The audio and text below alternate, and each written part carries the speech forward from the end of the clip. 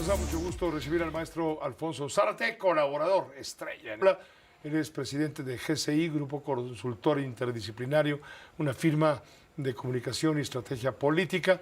Colabora con el periódico El Universal. Él escribe Los usos del poder.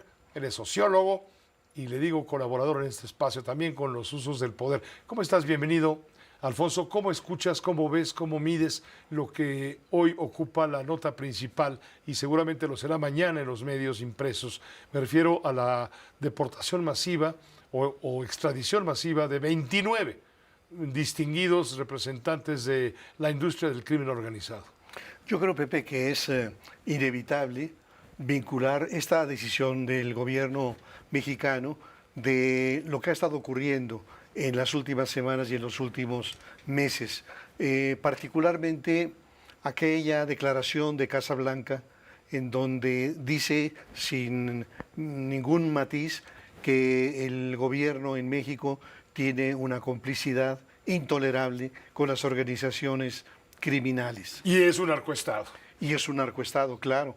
Entonces... No lo ha dicho así la Casa Blanca, pero... La traducción es esa. La traducción es esa. Así es, porque cuando el comandante del Comando Norte de Estados Unidos llega a decir que la presencia poderosa del crimen organizado está entre el 30 y el 35% del territorio nacional, cuando tenemos innumerables ejemplos de la colusión de las autoridades municipales con el crimen, en donde la impresión que hay es que esos alcaldes, esas alcaldesas, están puestas ahí por bandas criminales y para servir a los criminales. Tenemos muchos testimonios de aspirantes a una alcaldía que son bajados a punta de pistola y arrodillados por los criminales. Tenemos quizá el ejemplo más lamentable, más brutal de la colusión entre el crimen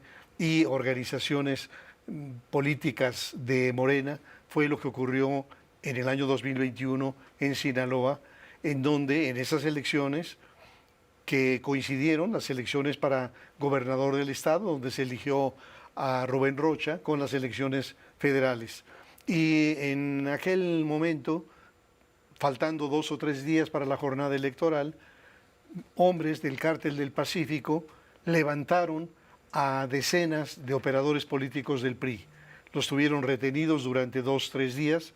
El día de las elecciones irrumpieron en las casillas, robaron urnas, en fechas anteriores bajaron a punta de pistola a candidatos, y la pregunta que uno tendría que hacerse es ¿cómo se dio este arreglo entre el partido Morena y el Cártel del Pacífico? ¿Y quién lo suscribió?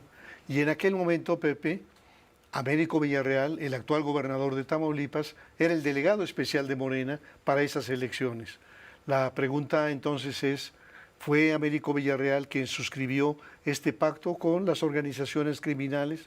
¿Fue Rubén Rocha, el candidato a la gubernatura, que finalmente llega a la gubernatura? Beneficiado justamente por aportaciones absolutamente criminales. Sí. Y además, yo diría, en un caso de un cinismo enorme, porque siendo candidato todavía, en 2 momentos distintos, para 2 periodistas distintos, para Salvador García Soto y para Carlos Loret, les dijo que Sinaloa no se podía gobernar sin un acuerdo con los narcos, que él era de Badiraguato, que él los conocía y que él hablaba con ellos.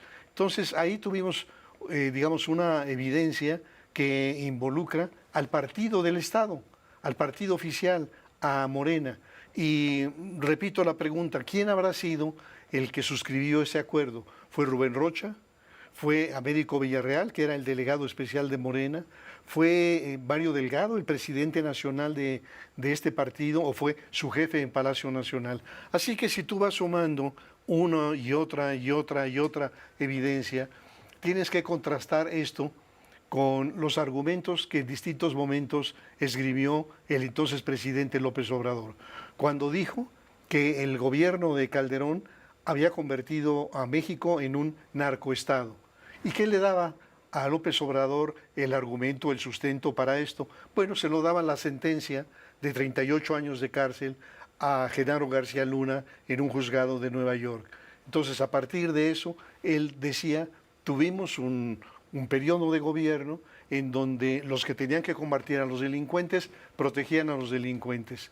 Y esto, obviamente, este argumento chocaba con el otro del propio López Obrador, que decía que culpaba a Felipe Calderón de haber pateado el avispero. Finalmente pateó el avispero. No me queda duda de que el gobierno de Calderón decidió, con una gran energía, que todas las fuerzas públicas disponibles del Estado se desplazaran para contener el avance del narcotráfico y, de ser posible, para replegarlo.